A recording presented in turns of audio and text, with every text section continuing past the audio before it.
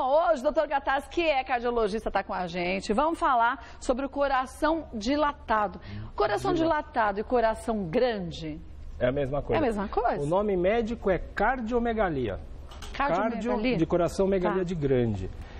Isso daí tem a ver com o que a gente fala do coração fraco. Isso tem muita gente que faz uma confusão grande, Kátia, que é a seguinte.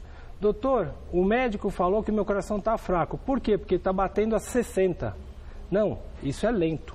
É diferente de fraco. Isso, meu coração bate 60 vezes por minuto, 70 por minuto, é a frequência cardíaca, quantas vezes ele bate por minuto. A tal da força do coração é medida pela capacidade do coração de ejetar sangue. Então, tem a próxima imagem a gente sempre mostra. O coração é uma bomba que ele vai bombear 100 ml por vez, 100 ml por cada bombeada mais ou menos, a cada vez. Isso daí, 60 batidas, dá 6 litros de sangue. Então, o coração fraco é o que não manda 50 ml por bombeada. Bem pouco. Bem pouco. A gente trouxe um vídeo para a gente ver. Trouxe um vídeo, na verdade, esse vídeo é para explicar para a gente o seguinte, a circulação que a gente aprende na escola, tem a grande circulação, a pequena circulação. Isso vai fazer entender o seguinte, aqui, o sangue vem dos pulmões e sai pela aorta para o corpo inteiro. E esse coração tem que bombear com uma pressão boa para chegar o sangue até lá embaixo.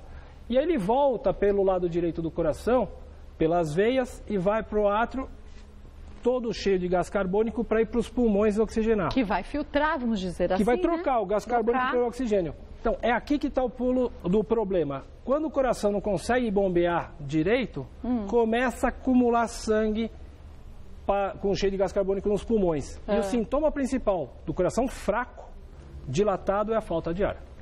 Então, agora quando se fala em coração dilatado, as pessoas pensam na doença de Chagas, que o coração fica grande. No Brasil, por muitos anos, o número 1 foi a doença de Chagas. Então, ali, a doença, dá licença, só pegar aqui. Então, o nosso músculo, o nosso coração, o lado esquerdo, cadê onde é que a gente está aqui? Aqui, ó. O lado esquerdo do coração, ele está bombeando sangue para o corpo inteiro. E é um músculo grosso. Se esse músculo ficar fraco, fino, ele não consegue contrair. Quer dizer, ele não consegue chegar a dar aquela pressão necessária. Ele não mexe, porque quando... Ele mexe pouquinho. O que é a contração? A fibra, ela encurta. Ela encurta e faz com que faça a bomba. Na doença de Chagas, o músculo fica fraco, o músculo não consegue contrair. E cada vez mais a fibra vai esticando e não consegue contrair. Então, dilata, por exemplo, um ventrículo esquerdo normalmente tem 55 milímetros, 5 centímetros e meio. No indivíduo com o coração dilatado, chega a 7 centímetros, 7 centímetros e meio. Gente. E aí, quando ele contrai, o problema é depois. Na hora que ele contrai, se ele conseguir contrair mais ou menos 55% do que ele estava, ou seja, se entra 100 ml de sangue no meu coração e eu consigo jogar 55 ml para frente, tá bem. Mas se ficar abaixo disso... Tá fraco. Tá fraco e vai dar falta de ar, porque vai chegar pouco oxigênio em todo o corpo. Então, inicialmente falta de ar, mas depois pode ter complicações até sérias, não pode? De alguns órgãos? Por exemplo, aí você vai perfundir mal o rim, você vai perfundir mal o cérebro, e aí vem as complicações no restante. Mas o problema é que a qualidade de vida desse indivíduo fica muito ruim. Fica baixíssima, né? A gente tem 4 níveis de disfunção dessa do coração. O nível 1 é aquele indivíduo que não tem sintoma nenhum, mas o coração já está um pouco fraco. Então, quer dizer, ele não sente diferença nenhuma, não procura o médico. Então, aí, onde que eu detecto que esse coração está fraco? Qual é o exame que fala a fração de ejeção? É o ecocardiograma. A gente tem uma imagem, se precisar. Do eco? É só para lembrar o que é o ecocardiograma. E, na verdade, é a última imagem que a gente tinha, que é o ultrassom. O ecocardiograma é um ultrassom do coração feito por um cardiologista. E quando o coração dilata e muito, o sangue fica andando devagar lá dentro. Isso propicia a formação de coágulos. E aí pode ter um AVC. Exatamente. Então, porque o sangue que está saindo aqui do ventrículo esquerdo está indo para a carótida, para o cérebro, para o braço até para a perna. E como você disse, um AVC a gente pode ter em qualquer lugar. Qualquer lugar.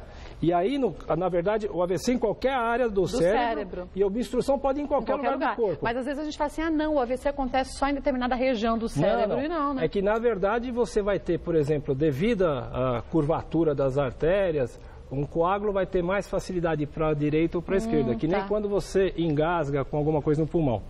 Mas o interessante é que essa dilatação cardíaca vai gerar também uma arritmia chamada fibrilação atrial, que é muito comum hoje em até quem não tem doença alguma, e dilata o átrio e forma coágulo no átrio. Também mais uma fonte de coágulo. Então, pacientes graves que têm dilatação do átrio, dilatação do ventrículo, que têm doença de Chagas importante, ou a gente fala das outras causas, tem que tomar anticoagulante. Não tem jeito, é para a vida toda, né?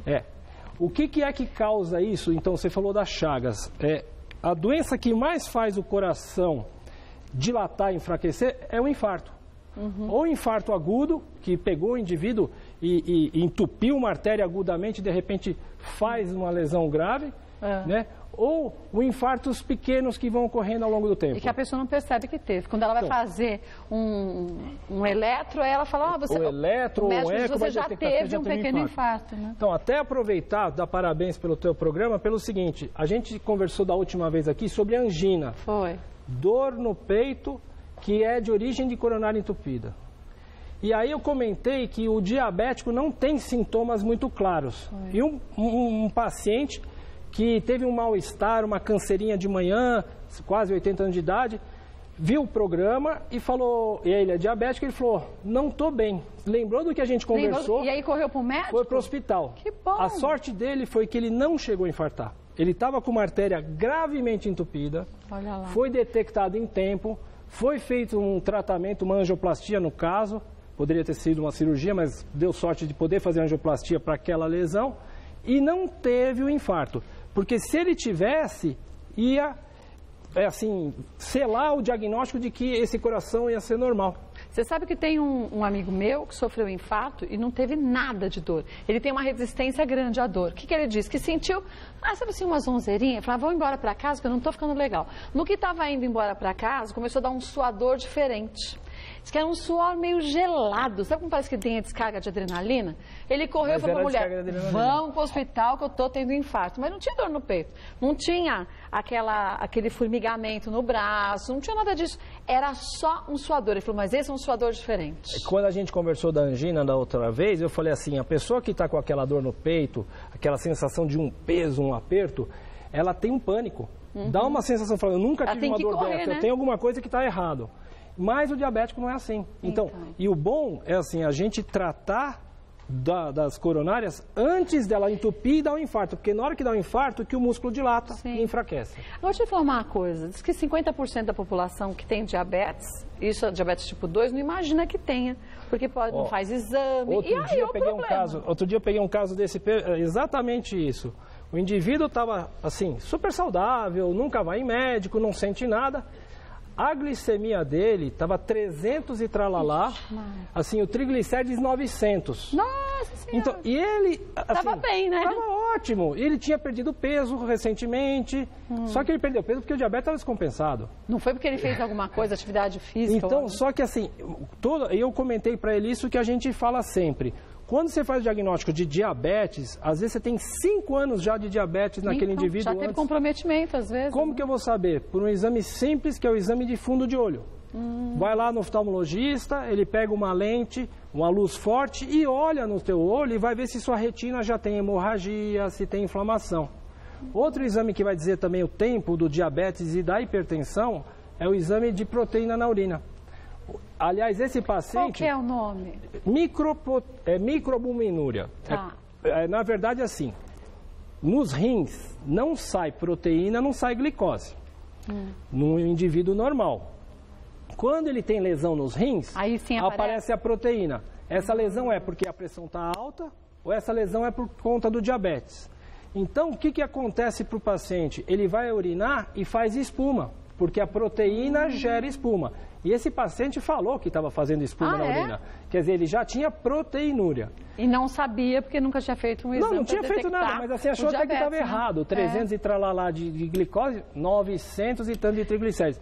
Qual que é a relação da glicose e triglicéridos? Você lembra? Não lembro qual Porque tem triglicéridos é gordura no sangue, colesterol também. Mas dizem que o triglicérides é uma gordura que vem também através do açúcar. Basicamente através do açúcar. Então, como ele está com a glicose e o açúcar péssimo, tem mais. ele foi lá. A glicose é reversível. O triglicérides também. O colesterol não tem nada a ver com isso. O colesterol é fabricado à noite, quando você está dormindo. Então, independe. Esse mesmo indivíduo que está com 900 de triglicérides pode estar com colesterol normal. Porque depende da genética dele. E a gente às vezes associa o colesterol ruim elevado, o LDL, com o problema de diabetes, com o problema de triglicéridos, que são coisas distintas. Tem uma coisa comum. Além, a gente tem o HDL colesterol, que é o bom colesterol, começa com a letra H de honesto, limpa o sangue. E tem o LDL colesterol, que é o L de ladrão, que é o que entope as artérias. O triglicérides, em geral, prejudica o HDL. Então, você vai pegar um indivíduo com 900 de triglicéridos, ele vai ter 20 de HDL. Sabe quanto está o meu HDL? Se você 90. Mas você é atleta, a sua genética foi boa. Mas minha genética ajuda. Mas 90, quando mulher, para chegar a 60 é difícil, né? Aproveitando e falar aqui, assim, fator de risco para você ter um infarto. Essa semana eu atendi um rapaz, 50 anos, foi jogador de futebol e fez 4 stents, 4 desentupimentos de artéria em 2 anos. Aquela molinha. Em 2 anos, 4. Aí, primeira coisa que eu falei, cigarro. Falou, não, nunca fumei. Aí eu fui pro colesterol. Ah, mas meu colesterol não é alto. O HDL dele é 24. Nossa Senhora. Então, o bom colesterol baixo, é alta, né? O total era 170, mas o HDL dele de 24, e se não me engano, o primeiro LDL dele era 130. Tava dando 6 bandidos para cada mocinho. Quer dizer, 6 bandidos para cada mocinho vai acabar te matando, vai entupindo, né? Que até 2 a gente dá conta. Mas 6 não. Temos mitos e verdades e perguntas também de telespectadores. Vamos ver? Primeiro, as dúvidas de telespectadores que chegaram para a gente. A primeira é da Regiane de Louveira. Eu já tenho muita falta de ar. Pode significar que estou com cardiomegalia? Então, eu comentei que o primeiro sintoma e mais importante da cardiomegalia é a falta de ar. Mas tem outra coisa, como o coração está devagar para bombear, o sangue volta devagar, vai ter pés inchados. E por que eu vou ter uma cardiomegalia? Tenho doença de Chagas, sou coronariano, tenho uma hipertensão que eu não trato, eu tive quando criança uma virose que pegou o meu coração, eu tenho doença da válvula, então ninguém. São 5 pontos. 5, as principais causas para cardiomegalia são essas. Então, falta de ar, primeira coisa, eu vou pensar na parte respiratória. Mas falta de ar pode ser tantos outros problemas também, E pode ser também cabeça. Porque as pessoas confundem muito, isso é comum. Queixa de consultório. Doutor, eu tento respirar e não consegue encher o peito até o fim. Isso não é, eu falo assim, eu brinco, é paixão, né? Respiração suspirosa, né? Mas a falta de ar de verdade, se eu for correndo até lá e voltar, eu vou chegar aqui ofegante. E as pessoas, na maioria das vezes, quando queixam de falta de ar, não é ofegância. É sentado, essa é a respiração suspirosa. E sentado sem movimento, muitas vezes, né? A pessoa com uma crise de bronquite, de asma, ela está cansada. Outra, respira de boca aberta. Por quê? Porque para conseguir ventilar melhor, que só pelo nariz não dá. Então, falta de ar não é... Sozinho não é um sinônimo de cardiomegalia, né? Temos mitos e verdades, vamos ver um deles? Não é necessário fazer uma dieta preventiva. Eu me lembro quando eu ainda fazia a residência médica e o doutor que acompanhava a gente, chegava os pacientes no pronto-socorro com descompensação cardíaca. Ele fala, ou foi falha no remédio, que a maioria das vezes é, ou abuso no sal. Então, o sal retém água. Se o paciente está com dificuldade de bombear o coração... E você ainda deixa com retenção de líquidos, aí vai acumular água para o pulmão. Que até queria aproveitar. Aquela imagem que eu mostrei primeiro era o sangue sai do pulmão para o coração do lado esquerdo. Se o lado esquerdo não está andando direito, vai fazer congestão. O nome dessa doença é insuficiência cardíaca congestiva. Vai congestionar o sangue que vem vindo do pulmão. É como uma estrada cheia, que não tem vazão Exatamente. dos carros. Só que o que acontece aqui, o sangue não consegue sair pela aorta legal porque a bomba está devagar. Não consegue bombear. Vai acumular no átrio esquerdo, que vai dilatar e dar fibrilação atrial. Vai repercutir no pulmão, vai repercutir no fígado, vai repercutir no pé. Quer dizer, é um problema em cadeia, né? Que é uma congestão, não consegue desenvolver, o pé incha, o fígado incha, a veia jugular incha, dá falta de ar, às vezes acumula água no pulmão. Então, esse acúmulo de água no pulmão agudo é o que a gente chama de edema agudo pulmonar, que leva às vezes à morte. Então, você vê como tem que fazer. Então, aquilo é uma verdade, né? Total verdade. O indivíduo tem que, aliás, assim, não é necessário, é um mito. É mito. É necessário fazer a dieta. E o sal mais importante e também há uma restrição de água. Por que de água? Porque ele não consegue bombear direito. Nesse caso, a insuficiência cardíaca, que o coração está dilatado, imagina... Não pode tomar muita água. Não pode tomar muita água, não pode comer excesso de sal, tem um grande controle, que é o que vai deixar a pessoa compensada. Olha isso. Temos mais uma dúvida de telespectador, vamos ver qual é. A cardiomegalia pode trazer riscos para a gravidez? Pergunta a Fernanda de Santana do Parnaíba. Sim. E muitas vezes as complicações da cardiomegalia, na verdade, a cardiomegalia é o problema no coração causado pela insuficiência cardíaca, quer dizer, a doença tem isso. Em mulheres é muito comum o problema de válvulas.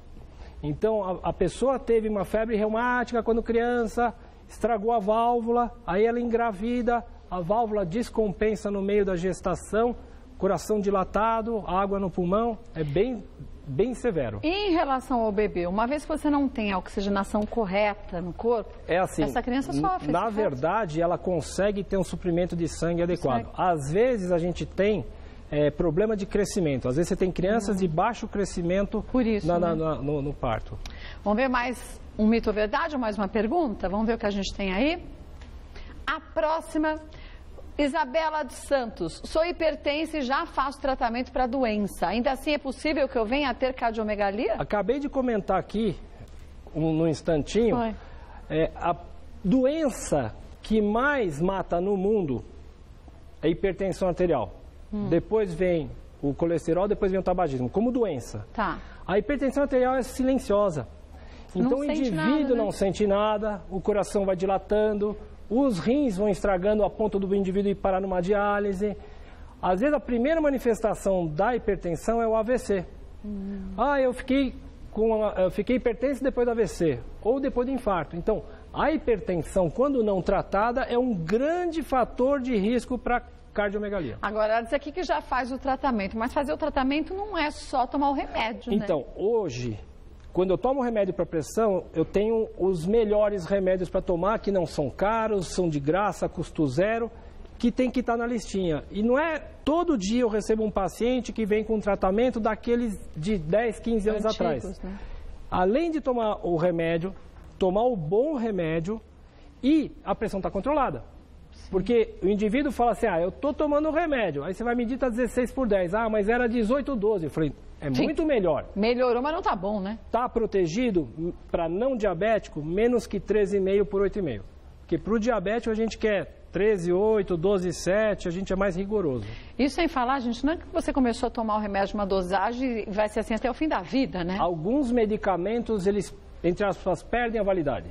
Que você tem que fazer um ajuste de dose. De tempos em tempos. De tempo em tempo. Aí você fala, quanto tempo? Tem que ir no médico, o médico falar que somos pessoas diferentes, é difícil saber, né? Outra coisa que acontece de errado, o indivíduo é hipertenso, é diabético, tem problema de tireoide. Não existe toma o remédio sempre igual e vai uma vez por ano no médico. No mínimo, bem controlado, 2 vezes por ano.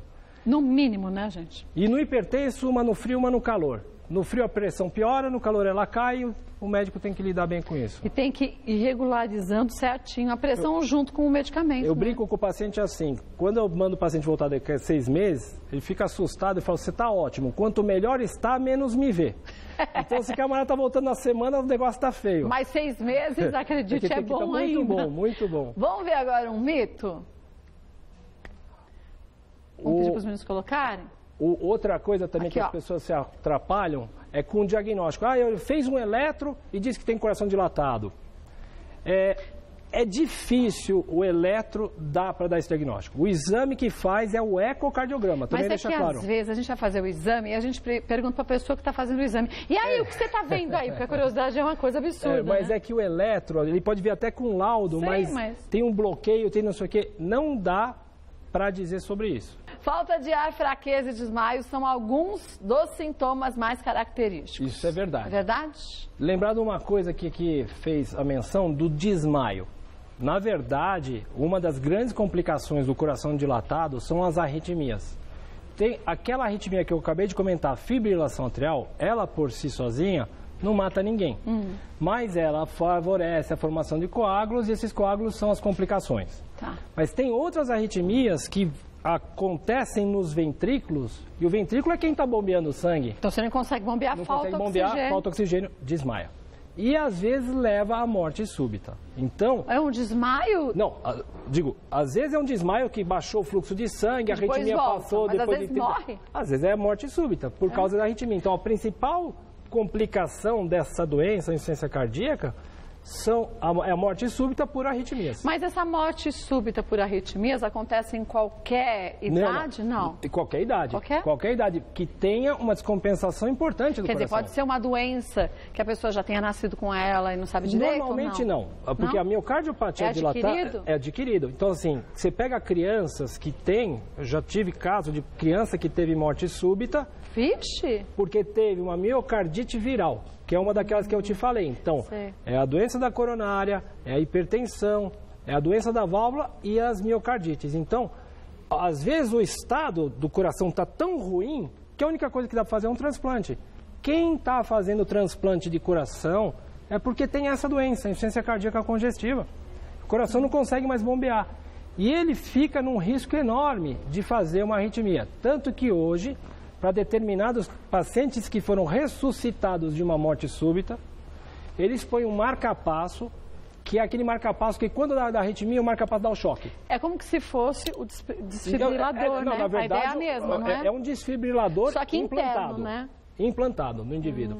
Então, tem indivíduos que a gente implanta este marca-passo com o desfibrilador porque ele já teve uma fibrilação ou arritmia próxima. Mas aí o paciente sente aquele choque? Sente? Sente. Como se fosse o desfibrilador externo? É que depende, se o camarada tiver... Não, mas é muito menos, porque... Sim, mas ele sente aquele... Não, ele... Menor, mas também... Sente. Porque, só que o eletrodo, o fiozinho, quando a gente põe uma pá aqui na frente, outra pá aqui do lado, você vai fazer uma corrente elétrica, atravessar um músculo. Então, mas você vai atravessar músculo, pele, gordura, para chegar lá no músculo cardíaco e dar um choque. O eletrodo, ele está colocado aqui dentro, encostado. Então, a energia que você precisa despender para fazer esse choque é muito pequena. Tá? Não tem nada a ver, mas o paciente sente. Isso daí, a gente teve um caso de um senhorzinho, o Papai Noel lá do servidor estadual, quando a gente estava. Um senhorzinho, me aparece no Natal, a gente era residente ainda, um senhorzinho de barba branca e uma cueca de cetim vermelha. Era o Papai Noel, era o Papai só que Noel. não. Tadinho. Ele teve que botar um marca-passo, na época era um marca-passo enorme, colocava no abdômen, ele não aguentava mais tomar choque.